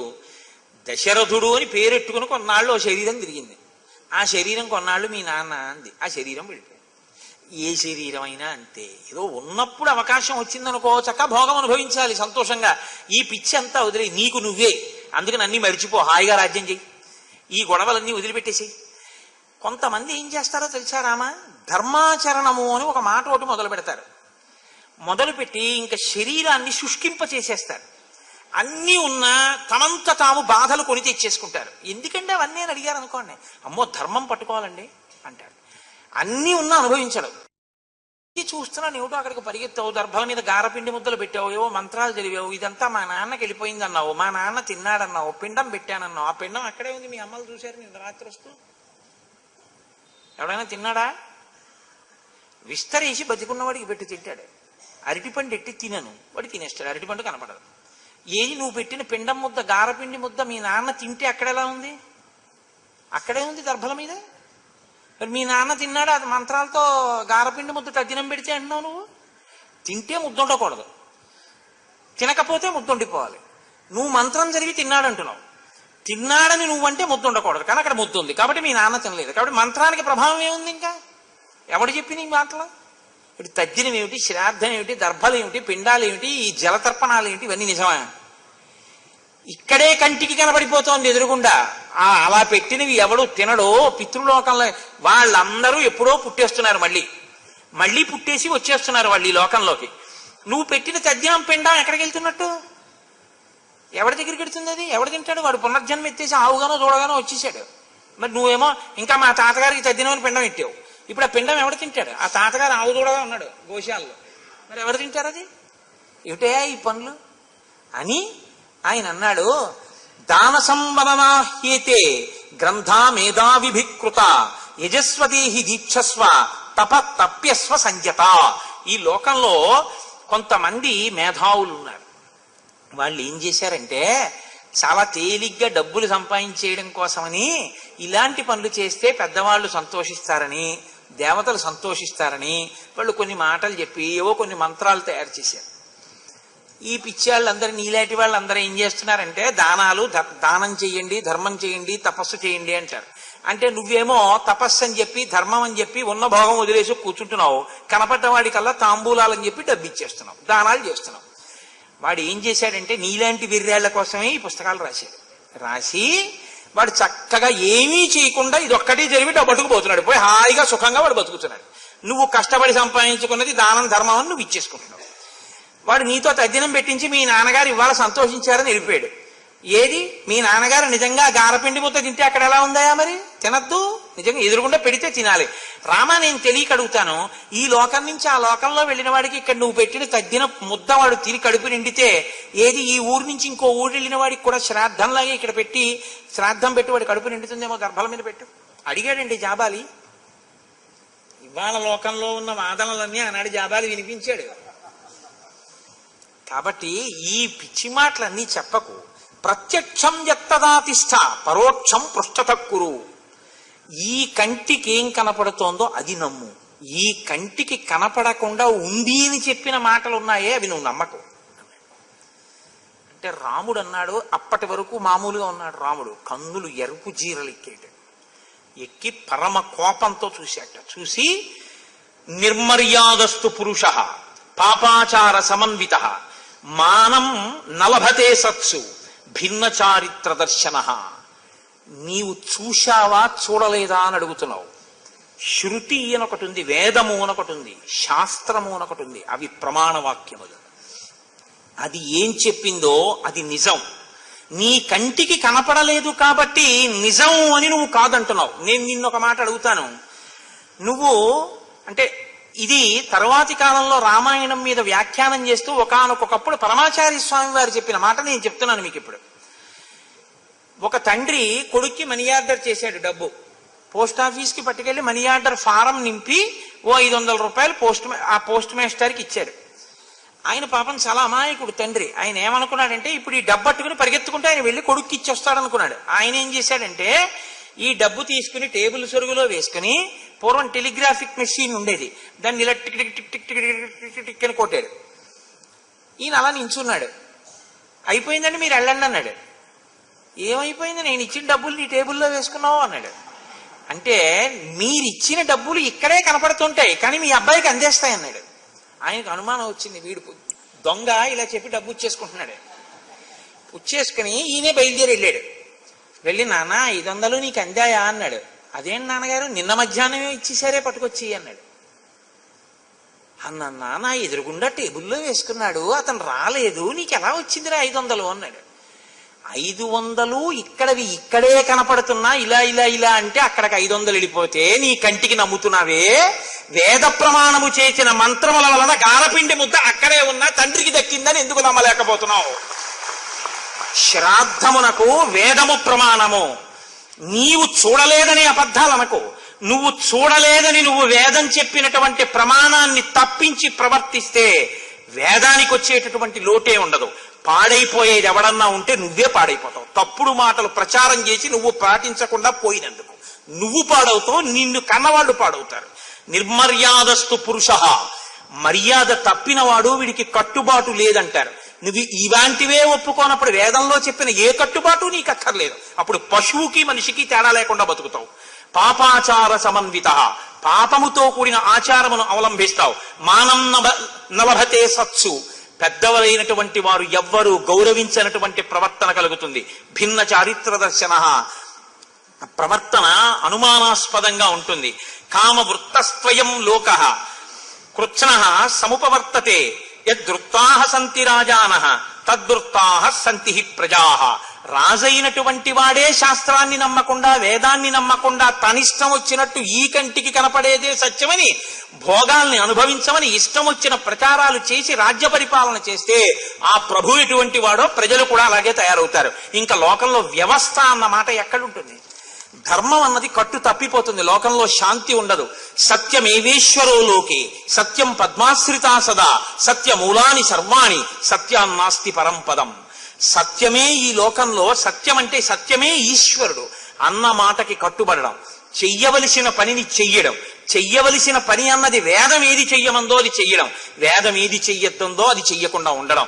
అదే సత్యం. సత్యమేవేశ్వరో లోకే, సత్యం పద్మాశ్రితా సదా, సత్యమూలాని సర్వాణి, సత్యాన్నాస్తి పరంపదం.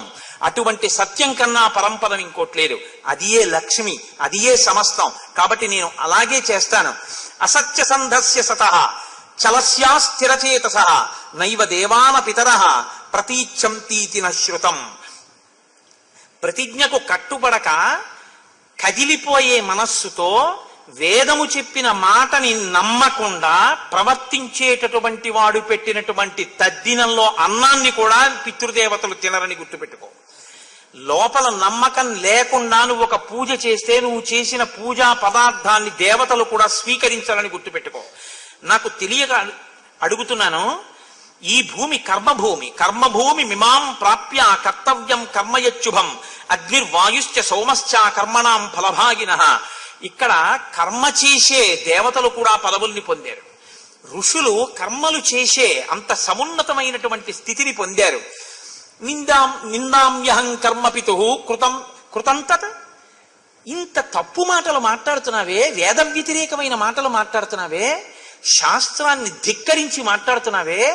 ఇప్పటి వరకు నేను మా నాన్నగారు అన్ని మంచి పనులు చేశారని నమ్మి ఉండేవాణ్ణి. నీలా శాస్త్రాన్ని నమ్మని వాణ్ణి చేరదీసి మంత్రిగా ఎలా పెట్టుకున్నారు మా నాన్నగారు అని అడిగాడు. అడిగితే వశిష్ఠుడు గబగబా లేచాడు. లేచన్నాడు, ఇలా చెప్తే నువ్వు లొంగుతావేమోనని చెప్పాడు తప్ప జాబాలి అటువంటి వాడు కాడు. వేదాన్ని శాస్త్రాన్ని త్రికరణ శుద్ధిగా నమ్మి ఆచరించినవాడు. అందుకే మీ నాన్న పక్కన ఆ స్థితిలోకి చేరగలిగాడు. నాయనా, ఈ మాటలు చెప్తే నువ్వు నమ్మి వస్తావేమోనని ఈ ప్రయోగం కూడా చేశాడంటే నమ్మకం అన్నది కదిలిపోకూడదు. ఎవడు ఏది చెప్తే దాన్ని నమ్మకూడదు, స్థిరంగా నిలబడి ఉండగలగాలి. కాబట్టి నేను ఒక ధర్మం చెప్తాను. వశిష్ఠుడు చెప్పే మాటల్ని మీరు చాలా జాగ్రత్తగా గమనించాలి. వశిష్ఠుడు చెప్తే రాముడు కాదనకూడదు. ఎందుకంటే కులగురువు, విద్య నేర్పినవాడు. ఒక గురువు మాట్లాడారు అంటే ఏదో అనేయచ్చు కాబట్టి అందామని అనరు. ఆయన చాలా జాగ్రత్తగా మాట్లాడుతున్నాడు. ఈ సృష్టి ఆవిర్భావం దగ్గర నుంచి మీ వరకు రాజ్యం ఎందుకు తీసుకోవలసిన అవసరం వచ్చిందో నీకు చెప్తాను, తర్వాత నువ్వు మాట్లాడవచ్చు. నువ్వు రాజ్యం తీసుకో అని ఆయన ఏమనలేదు. ఆయన ఏమన్నాడంటే, ఈ లోకమంతా జలమయమైపోయి ఉండేది. ఈశ్వరుడు సృష్టి చెయ్యాలనుకున్నప్పుడు జలములలోంచి భూమి పైకొచ్చింది.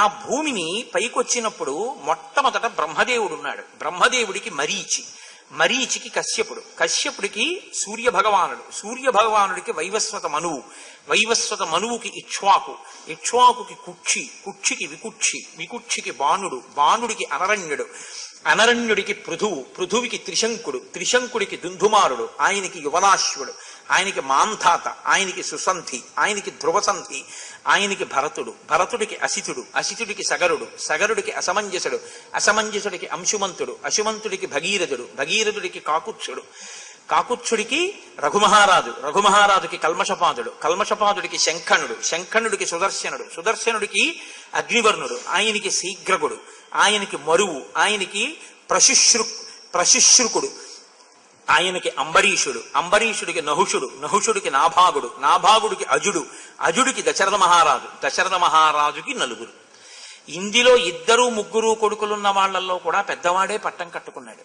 మీ వంశంలో ఆచారంగా వస్తున్నది ఏది అంటే, ఈ సృష్టి మొదలు నుంచి ఇప్పటి వరకు ఉన్న ఆచారం, ఇక్ష్వాకు వంశంలో పెద్దవాడు రాజ్యం చేస్తాడు. ఇంత గొప్పగా సృష్టి మొదటి నుంచి వస్తున్నటువంటి ఆచారాన్ని ఒక వ్యక్తి వరంతో తిప్పడానికి అధికారం ఉంటుందా? ఇంత పెద్ద ఆచారాన్ని నువ్వు ఆలోచించి రాజ్యం విషయంలో ఒక నిర్ణయానికి రావలసింది.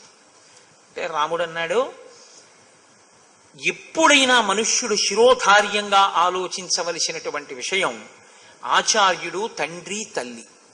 ఇందులో మీరు కులగురువులు, మాకు బుద్ధి నేర్పినవారు. నాకు మీరు మొదటి నుంచి నేర్పిన బుద్ధి ధర్మాన్ని పట్టుకో. కాబట్టి నేను నా పుత్రధర్మాన్ని పట్టుకున్నాను. 2, నేను అతిక్రమించకూడనిది నా తల్లి కౌసల్య, నువ్వు ధర్మమునందే ఉన్నావు, అడవికి వెళ్ళమంది. నా ఇంకొక తల్లి కైకమ్మ వనవాసం చేయమని ఆజ్ఞాపించింది. సుమిత్ర వనవాసం చేయమని లక్ష్మణుణ్ణి పంపింది.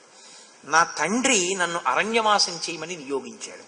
కాబట్టి నాకు ఎవరి మాట శిరోధార్యమో వారి ముగ్గురు యొక్క అనుమతితోటే ఈ అరణ్యవాసం ప్రారంభమైంది. కాబట్టి నేను వెనక్కి రావలసిన అవసరం నాకు కనపట్టలేదు. నేను వనవాసమే చెయ్యవలసి ఉంది, అదే ధర్మం.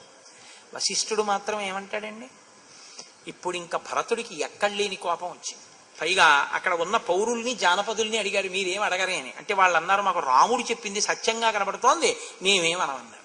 అంటే ఆయనకి కోపం వచ్చి ఆయన ఏమన్నాడంటే, ఇహమే స్థండిలే శీఘ్రం కుశలాస్తర సారథే ఆర్యం ప్రత్యుపవేక్ష్యామి యావన్మేన ప్రసీదతి అనాహారో నిరాలోకో ధనహీనో యథాద్విజ శేష్యే పురస్తాచ్ఛాలయా యావన్ న ప్రతియాస్యతి. నేను ఇక్కడే భరతుడు అలా ఎదురుగుండా కూర్చుని ఉండగా ఈయన ముందు దర్భలు పరుచుకుంటాను. సూతుడా అంటే సుమంత్రుణ్ణి పిలిచి దర్భలు తెచ్చి నేను ఈ ఎదురుగుండా పడుకుంటాను. నా ముఖం మీద గుడ్డ కప్పేసుకుంటాను. నిరాహారం, నేను ఇంకా అన్నం తిన్నాను. అంటే ఆమరణ నిరాహార దీక్ష మొదలుపెట్టినవాడు బహుశా భరతుడేనేమో. కాబట్టి నేను ఆమరణ నిరాహార దీక్ష చేస్తాను. దీనితో పాటుగా రాముడు పర్ణశాలలోంచి బయటికి వెళ్ళడాన్ని అనుమతించాను. కాబట్టి నేను అడ్డంగా పడుకుంటాను. నా మించి దాటి వెళ్ళాలి. పిల్లల మించి దాటకూడదుగా, చిన్న వయసున్న వాళ్ళ మించి పెద్ద వయసున్న వాళ్ళు ఎవరి మీద దాటరు. కాబట్టి దాటి వెళ్ళాలంటే ఘొరావు చేసిన వాడు కూడా బహుశా రామాయణంలో మొదట భరతుడేనేమో. Gherao and fast and to death, ఈ 2 భరతుడే ప్రారంభం చేసినట్లు నాకు అనిపిస్తోంది. కాబట్టి ఇలా నేను పడుకుంటాను. రాముడు రాజ్యం పుచ్చుకుంటాడో నా మరణాన్ని కాంక్షిస్తాడో ఆయన ఇష్టం అన్నాడు. అంటే రాముడు అన్నాడు నవ్వి, ఉత్తిష్టత్వం మహాబాహో మాంచ స్పృశ తథోదకం. నాయనా, నువ్వు చాలా తప్పు మాట మాట్లాడుతున్నావు. తనని తాను రక్షించుకోవడానికి తన భుజబలాన్ని ప్రదర్శించకూడని రీతిలో జన్మించిన బ్రాహ్మణుడి వంటి వాడు బలవంతుడు తన ఐశ్వర్యాన్ని లాగేసుకుని తిరిగి ఇవ్వకపోతే అలా అడ్డంగా పడుకోవచ్చు తప్ప, నువ్వు క్షత్రియుడవు. నేను ధర్మం మాట్లాడితే నువ్వు అధర్మంగా నువ్వు పుచ్చుకోపోతే అడ్డం పడుకుంటాను, నేను నిరాహార దీక్ష చేస్తాను అనొచ్చా? శరీరాన్ని శోషింప చేయకూడదు ప్రకృతికి విరుద్ధంగా. చచ్చిపోయే వరకు అన్నం తిన్ను అన్న మాట చాలా తప్పు. కాబట్టి ఇప్పుడు నువ్వు తప్పు చేశావు కాబట్టి ఆ తప్పుని ఎందు ఉండిపోకూడదంటే ప్రాయశ్చిత్తం చేసుకోవాలి. ప్రాయశ్చిత్తం అంటే ఆ తప్పు పోవడానికి ఇంకో కర్మ చెయ్యాలి. ఏ కర్మ చేస్తే పాపం వచ్చిందో ఆ కర్మ యొక్క పాపం పోవడానికి ఇంకో కర్మ చెయ్యాలి. ఆ కర్మ ఒకసారి లేచి కూర్చుని ఆచమనం చేయి, నన్ను ఒకసారి ముట్టుకో అన్నాడు. అంటే ధార్మికుణ్ణి ముట్టుకోవాలి. దేవతలు ఋషులు అందరూ కూడా ఏమన్నారంటే రాముడు చెప్పిందే ధర్మం. మేము ఇటువంటి సభ ఇప్పటి వరకు చూడలేదు, ఇటువంటి కొడుకుల్ని చూడలేదు. కానీ భరత, నువ్వు ఆయన చెప్పినట్టే నీరు ముట్టుకుని ఆచమనం చేసి రాముణ్ణి ముట్టుకో అన్నారు. అనేసరికి భరతుడు లేచాడు, ఆచమనం చేశాడు. రాముడు అన్నాడు, విక్రీతమాహితం క్రీతం యత్పిత్రా జీవితామా న తల్లోపయితుం శక్యం మయావా భరతేనవా. మా తండ్రి గారు ఒకసారి అమ్మేసింది కానీ, మా నాన్నగారు కొన్నది కానీ, మా నాన్నగారు ఇచ్చేసింది కానీ మార్చే అధికారం మాకు లేదు. కాబట్టి నేను రాను, అరణ్యవాసం వదిలి. అనేన ధర్మశీలేన వనాత్ ప్రత్యాగత పునః భ్రాత్రా సహ భవిష్యామి పృథివ్యాః పతిరుత్తమ. నేను 14 ఏళ్ల అరణ్యవాసం చేస్తానంటానేంటి? అలా చెయ్యడానికి కుదిరేటటువంటి విషయం కాదు. నేను మళ్ళీ 14 సంవత్సరములు పూర్తయి వనము నుంచి తిరిగి వచ్చిన తరువాత మాత్రం ఈ సోదరులతో కలిసి రాజ్యం వెళుతాను. అప్పటి వరకు మాత్రం నేను రాను అన్నాడు. అంటే అంటూ భరతుడితో ఒక మాట చెప్పాడు. కామాద్వా తాత లోభాద్య మాత్రా తుభ్యమిదం కృతం నతన్మనసి కర్తవ్యం వర్తితవ్యం చ మాతృవత్. అమ్మ ఏ పని చేసిందో ఆ పనిలో దోషం చూసి అదే పనిగా కైకమ్మని నిందించడం మాత్రం నువ్వు చెయ్యవద్దు. అమ్మని గౌరవంగా చూస్తూ ఇంటికి వెళ్ళి రాజ్యం చెయ్యి. ఈ మాటలు అన్నాక భరద్వాజ మహర్షి దగ్గర చెప్పారు. ఈ సర్గలో చెప్పరు కానీ వశిష్ఠుడు త్రికాలవేది, రాముడు రాడన్న విషయం వశిష్ఠుడికి తెలుసు. అందుకని ఆయన ఏం చేశాడంటే భరతుడి బుద్ధి తెలుసు, రాముడి బుద్ధి తెలుసు. మీరు ఇక్కడ చాలా జాగ్రత్తగా మాట్లాడాలి. ఇదే పాదుకా పట్టాభిషేకానికి పునాది. త్రికాలవేది అయినటువంటి వశిష్ఠుడికి రాముడి యొక్క బుద్ధి తెలుసు, భరతుడి యొక్క బుద్ధి తెలుసు. మీరు ఇది బాగా పట్టుకోవాలి. రాముని యొక్క బుద్ధి ధర్మం, భరతుని యొక్క బుద్ధి ధర్మం.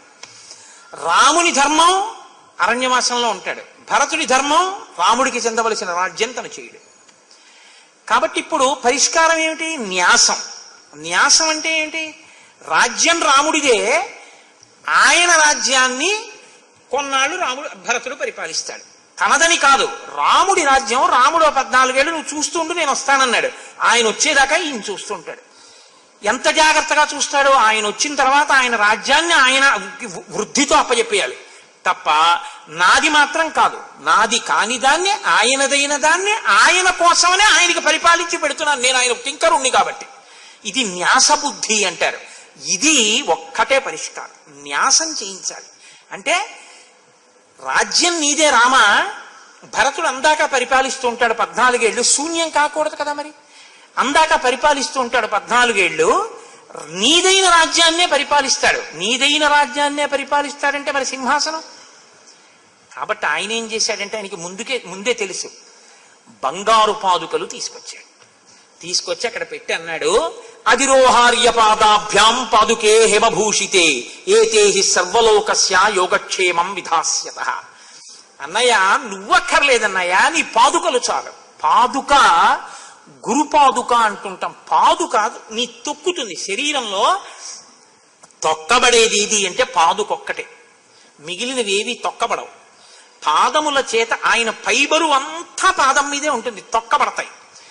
గురువు గారి యొక్క శాసనం అంతా లోపల ఉంటే గురుపాదుకలు తల మీద పెట్టుకోవడం, గురుపాదుకల్ని పూజ చేయడం అంటే ఏమిటో తెలుసా అండి?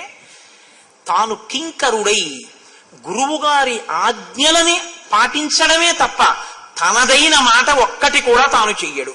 గురువు గారు చెప్పిన మాటే చేస్తాడు. అందుకని ఇప్పుడు అంటున్నాడు, అధిరోహార్య పాదాభ్యాం పాదుకే హేమభూషితే. ఇదిగో అన్నయ్య, బంగారు పాదుకలు పెట్టాను, ఒక్కసారి నువ్వు ఆ పాదుకల మీద ఎక్కి దిగిపో. నువ్వు ఎక్కి దిగిపోయిన పాదుకలు నాకు తల మీద పెట్టుకోవలసినవి.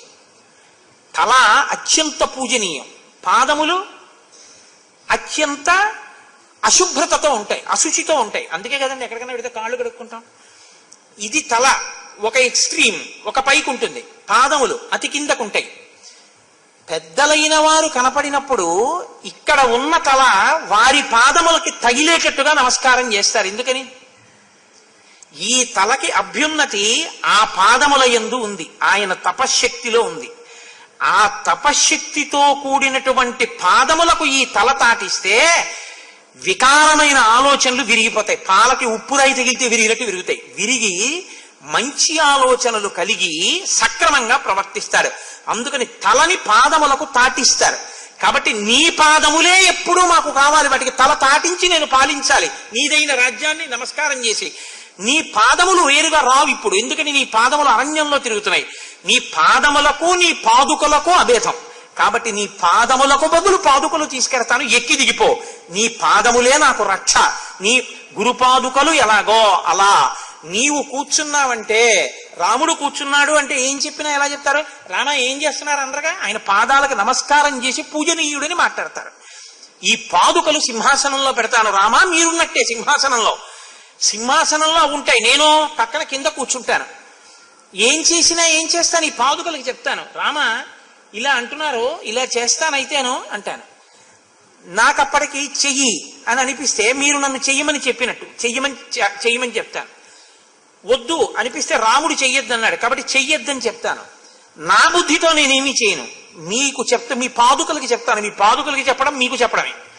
అలా చేస్తాను. రామ ఒకసారి ఎక్కి దిగండి అన్నాడు. ఎవరు తెచ్చారు ఈ పాదుకలు? వశిష్ఠుడు తెచ్చాడు, కులగురువు తీసుకొచ్చాడు. ఇప్పుడు రాముడు ఆ పాదుకల మీద పాదాలు పెట్టి కిందకి దిగిపోయాడు.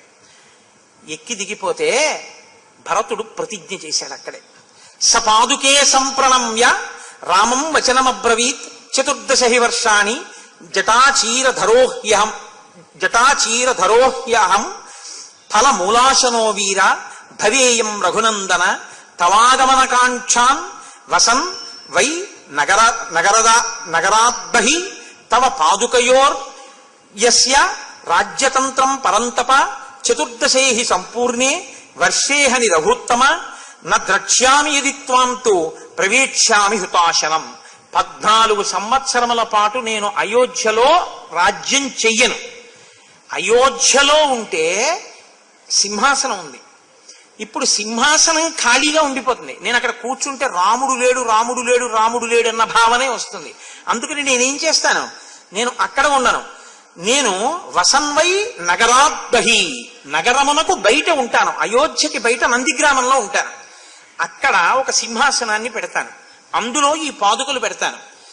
నాది అని నేను పాలించాను. భరతుడికి రాజ్యం ఇచ్చేశాను, భరతుడు రాజ్యం చేస్తున్నాడని నువ్వు అనకూడదు. నీ రాజ్యాన్ని నువ్వు వచ్చే వరకు నేను చూస్తుంటానంతే. నీదైన దాన్ని నాదిగా చూస్తూ ఉంటాను. నువ్వు రాగానే ఇది నీకు ఇచ్చేస్తాను. ఎన్నేళ్లు చూస్తాను? 14 ఏళ్లు చూస్తాను. 14 సంవత్సరములు పూర్తయిన మరునాటి సూర్యోదయానికి నువ్వు కనపడకపోతే అగ్నిహోత్రంలో దూకేస్తాను. కాబట్టి అన్నయ్య ఇది మనిద్దరి మధ్య ఒడంబడిక అని అవి తీసుకెళ్లి మొట్టమొదట ఏనుగు యొక్క కుంభస్థలం మీద పెట్టాడు. అంటే మహారాజు పట్టాభిషేకం అవగానే ఏనుగు మీద కూర్చోవాలి కాబట్టి ఏనుగు మీద పెట్టాడు. తర్వాత తీసి రథంలో తాను కూర్చున్నా రథంలో పెట్టలేదు ఆ పాదుకల్ని, తల మీద పెట్టుకుని రథంలో కూర్చున్నాడు. తత శిరచకృత్వాతు పాదుకే భరతస్తథా ఆరురోహ రథం హృష్ట శత్రుఘ్నేన సమన్విత. శత్రుఘ్నుడితో కలిసి శత్రుఘ్నుడిని పక్కన కూర్చోబెట్టుకుని పాదుకల్ని తల మీద పెట్టుకుని రథంలో కూర్చున్నాడు. ఎందుకని? ప్రభువుతో సమానంగా తను కూర్చోకూడదు. రథంలో కూర్చున్నప్పుడు ఎక్కడ పెట్టినా ప్రభువుతో సమానం అవుతుంది. అందుకని రథంలో పక్కన పెట్టుకోలేదు పాదుకల్ని, రథంలో కూర్చుని తల మీద పెట్టుకున్నాడు. అంటే ఆయన ఉన్నతంగా కూర్చున్నారు, నేను ఆయన కింద కూర్చున్నాను కింకరుణ్ణి. ఇప్పుడు ఆ పాదుకలు పట్టుకుని ఇంటికి వెళ్ళాడు. వశిష్ఠో వామదేవశ్చ జాబాలిశ్చ దృఢవ్రత అగ్రత ప్రయుః సర్వే మంత్రిణో మంత్రపూజితా. ఇటువంటి ఋషులందరినీ పిలిపించాడు. నేను ఇంకా ఈ అయోధ్యానగరంలో ఉండలేను, బయట ఉన్నటువంటి నంది గ్రామంలో నేను రాజ్యం చేస్తాను. నా తమ్ముడితో కలిసి అక్కడికి వెళ్ళిపోతాను. నేను కూడా జటలు కట్టుకుని సింహాసనం మీద ఈ పాదుకలు పెడతాను. వీటికి తెల్లటి గొడుగుని అలంకారం చేస్తాను.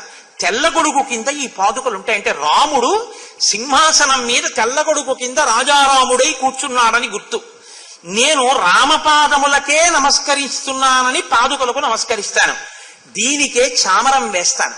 దీనికే ఛత్రం పడతాను, ప్రతి విషయాన్ని పాదుకలకే చెప్తాను, ప్రతి విషయాన్ని పాదుకలకే చెప్పి రాజ్యం చేస్తాను. ఇప్పుడు మీరు బాగా అర్థం చేసుకోండి, పాదుకా పట్టాభిషేకం అన్న మాటలో ఉన్న గొప్పతనం మీకు అర్థమైతే మీకు కాదు మీ వంశమునకు ఆచంద్రతారార్కము శ్రీరామ రక్ష. మనం ఒక మాట అంటుంటాం, శ్రీరామ రక్ష 100 ఏళ్ళు ఆయుష్ అంటుంటాం. శ్రీరామ రక్ష అన్న మాట ఎక్కడి నుంచి వస్తుందో తెలుసా అండి? మీరు బయలుదేరండి అయ్యా. పాదుకా పట్టాభిషేకంలో ఉంది ఆ మాట. అది ఎలా వస్తుందో మీకు చెప్తాను, బాగా పట్టుకోండి. అప్పుడు మీరు పాదుకలు తల మీద పెట్టుకుంటే మీకు అనుగ్రహం కలుగుతుంది. ఇప్పుడు పరిపాలిస్తున్నవేవి? పాదుకలు. ఆ పాదుకలు ఎవరివి? రాముడివి. రాముడు రాజ్యం చేస్తున్నాడు. రాముడు చిన్నగా శాసనం చేస్తున్నాడా? రాముడు కూర్చుని అధికార పత్రాల మీద సంతకాలు పెడుతున్నాడా? రాముడు మాట్లాడుతున్నాడా? ఇది చాలా కీలకమైన ఘట్టం. మీరు నేను చెప్పే దాని మీద శ్రద్ధ పెట్టండి. రాముడు మాట్లాడుతున్నాడా? రాముడు మాట్లాడు. రాముడు శాసనాల మీద సంతకాలు పెడతాడా? పెట్టడు. రాముడు తీర్పు చెప్తాడా? చెప్పడు. మరి ఎవరు చేస్తారు ఈ పనులన్నీ? భరతుడు చేస్తాడు. కానీ భరతుడు ఎలా చేస్తాడు?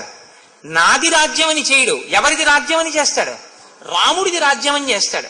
రాముడిది రాజ్యం అయితే మరి రాముడేడి సింహాసనంలో? రామపాదుకలే రాముడు. కాబట్టి రామపాదుకలు అక్కడ పెట్టి రామపాదుకలకి చెప్తాడన్నీ. రామ ఇదిగో ఇలా చేస్తున్నాను, రామ ఇవాళ ఇలా శాసనం చేస్తున్నాను, రామ ఇవాళ ఇలా ఆజ్ఞ ఇస్తున్నాను అని అన్నిటినీ కూడా రామచంద్రమూర్తికే చెప్తున్నానన్న భావనతో ఆ సింహాసనంలో పాదుకలు పెట్టి రాముడికి చెప్తున్నానని చెప్తాడు.